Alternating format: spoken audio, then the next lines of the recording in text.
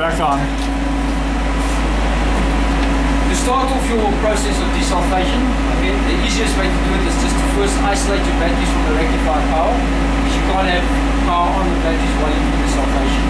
The quickest way to do that is to measure the power on the batteries while you flick the switch for the DC, for the rectifier.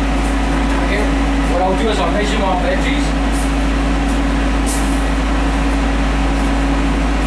At the moment I'm getting 54.1 volts across the battery bank. Okay, I switch the breaker off for the battery bank and I remeasure it again.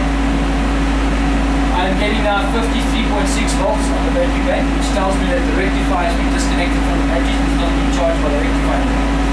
I will now proceed to connect my desulfation machine onto the battery bank itself and start my desulfation process. I will take my two flames, making sure that I take the positive and put on the positive terminal and the negative on the negative terminal without shorting it out of the casing.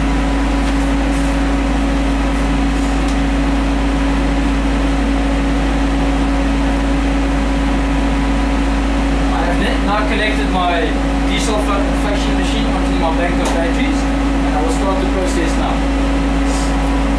I will come over to the machine. The machine is switched on at the moment by this toggle switch, okay, and I'll start the desulfation process. You've got a variac over here, which I'll just turn the percentage up.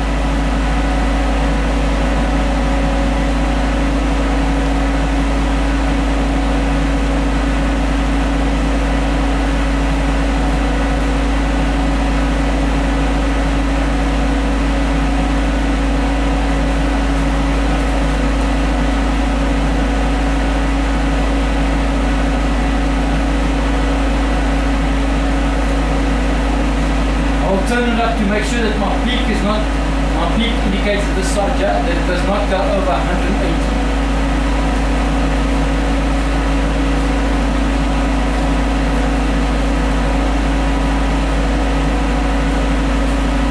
There we go.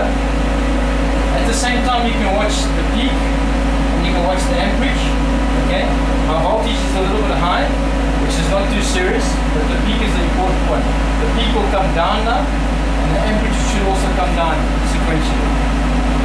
So if there's resistance in the battery and we're removing the resistance that's caused by sulfation, your peaks and your amps will drop. Correct. Okay.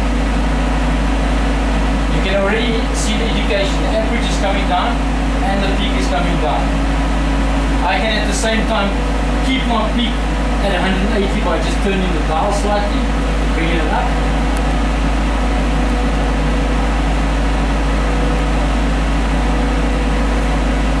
Just keep monitoring it the whole time. And you would do that to increase the speed at which you desulfate? It will bring down the time to do the desulfation process.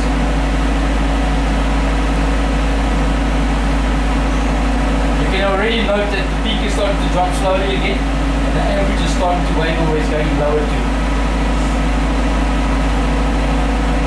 I will continue this process until they equalize, where they stop changing and it basically comes to a happy medium where it doesn't want to go down anymore.